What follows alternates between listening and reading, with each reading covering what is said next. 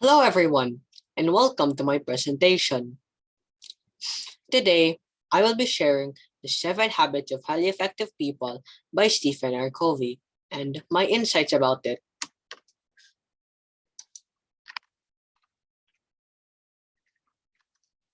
This is a classic self help book that talks about effectiveness over efficiency.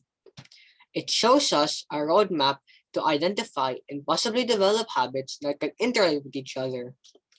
When we say habits, it is a repeated action over time. Before Stephen R. Covey talks about the habits, he talks about paradigm shifts, where we finally see the picture in another way from our first perception. So we have to look for a new perspective to solving our usual problems, because, and I quote him, the way we see the problem is the problem. And in doing so, we must start with paradigms of our own character and motives. Habit 1 is be proactive. Being proactive means to recognize the difference between stimulus and response. Viktor Frankl said, as human beings, we are responsible for our own lives. Our behavior is a function of our decisions, not our conditions. He was a psychiatrist and a Jew who was imprisoned in a Nazi death camp, was imprisoned in a death camp in Nazi Germany.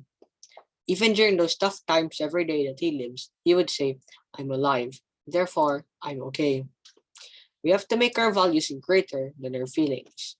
We have the ability to choose our response in any given situation. A proactive response, like Frankel, is value-driven rather than environment-driven.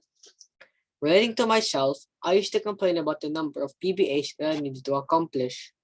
I was being reactive then. I realized in order to be proactive, I should focus more on the amount of knowledge I will learn rather than the number of PBAs that I have to do. Habit 2 is begin with the end in mind. Beginning with the end in mind means creating things twice. First mentally, then physically. Making a goal with the intent to finish it. Start with a clear understanding of your destination. We should know where we are going so we can have a better understanding of where we are now and that the steps that we will take are always in the right direction. We have to identify what we want in the future for our life so we will know how to reach that goal.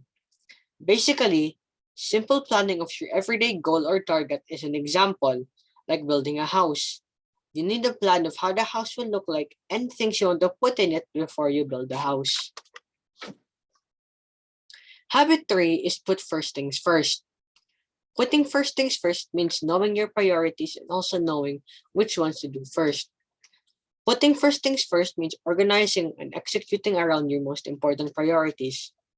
Categorizing tasks into 4 quadrants: important urgent, important not urgent, not important urgent, not important not urgent. If you figure out and do your most important priorities, you won't be stressed out by other things you have to do. An example is a work first then play. When you finish all your work,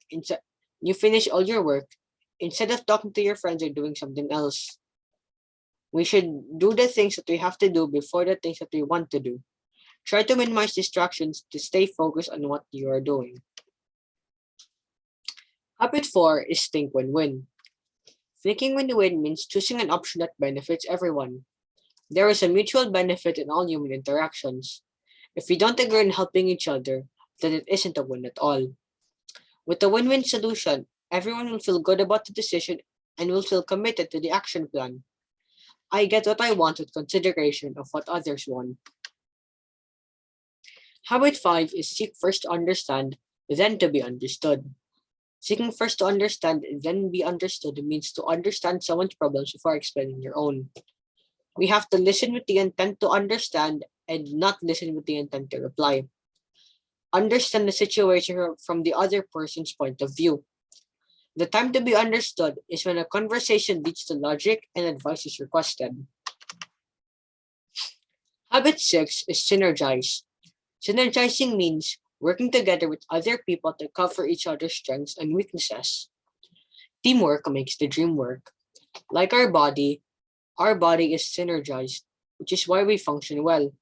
It's good to be individually brilliant and to have strong core competencies, but unless you're able to work in a team and harness each other's core competencies, You'll always perform below par because there will always be situations in which you'll do poorly and someone else does well.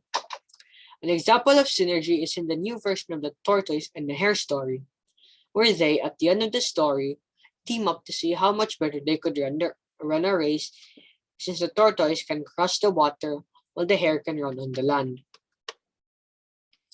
Habit 7 is sharpen the saw.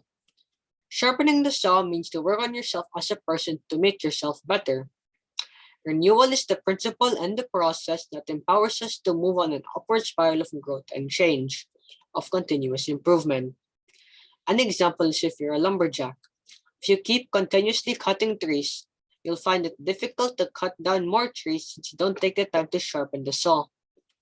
Invest in yourself to grow better holistically. That's all for my presentation. Thank you for listening. I hope you have a good day.